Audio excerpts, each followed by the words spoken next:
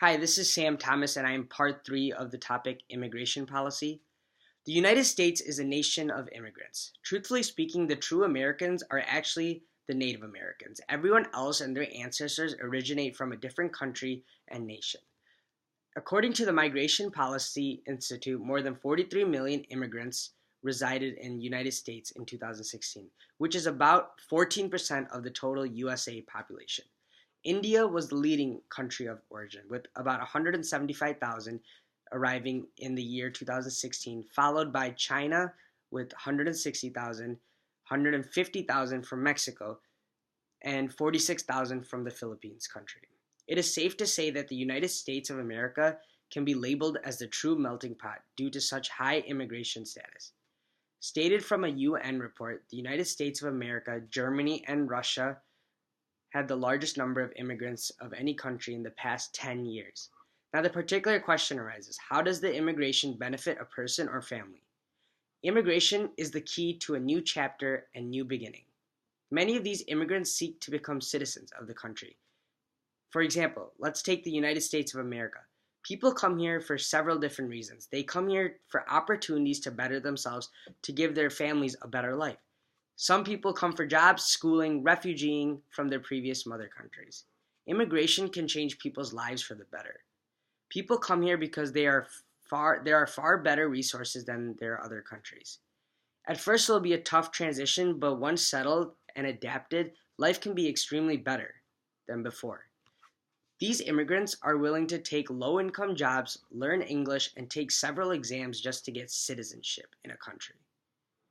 This citizenship is a very big deal for these people. It is a fundamental backbone for their lives. An example of this is how my mother came to the US. She came from India at the age of 14 for high school. She was sponsored by her older brother and accompanied by her 5 other siblings. She dropped everything she had in India and even left her parents to just get educated and start over. The only people she had were her siblings. She was the youngest in her family, and there was a 6-year gap between her and her next sibling, her sister. She stated it was very tough at first, but with time, she became more complacent with the country. And by time, I mean 5 years. It was a big deal to get immigration papers to come to the US. Everyone in the village would know about this because they would try and they would get rejected. It is both an opportunity and such a risk, but it is what the person makes out of it. Immigration can help the country out more than we can ever imagine.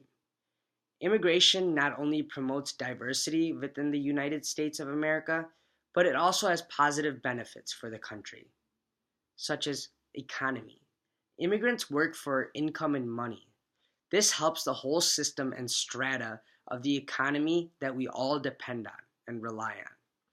The Institute on Taxation and Economic Policy released a report in February of 2016 stating that 11 million illegal immigrants in the US were paying near to $11.64 billion in state and local taxes, on average an estimated 8% of their incomes.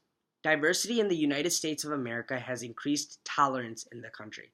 This meaning that there will be more peace in a domestic point of view and international point of view. Immigration helps the idea of peace throughout the world a possible idea. The Institute on Taxation and Economic Policy released a report stating that this is very crucial that the immigrants play a fact on the economy. Without them, 8% of our status would be deterred. While there are so many immigrants entering, it is both critical and crucial to have an approach or policy when mandating such an extraneous concept as the immigration policy.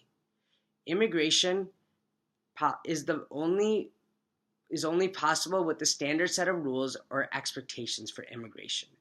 It is monumental in nature to have the immigration policy properly regulated, mandated, and implemented every few years for a great turnout for the well-being of the country.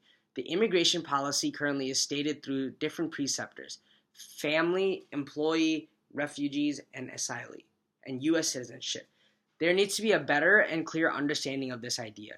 Regulation of this policy is needed. This will keep us united as one country with the only theme of bettering ourselves and our country.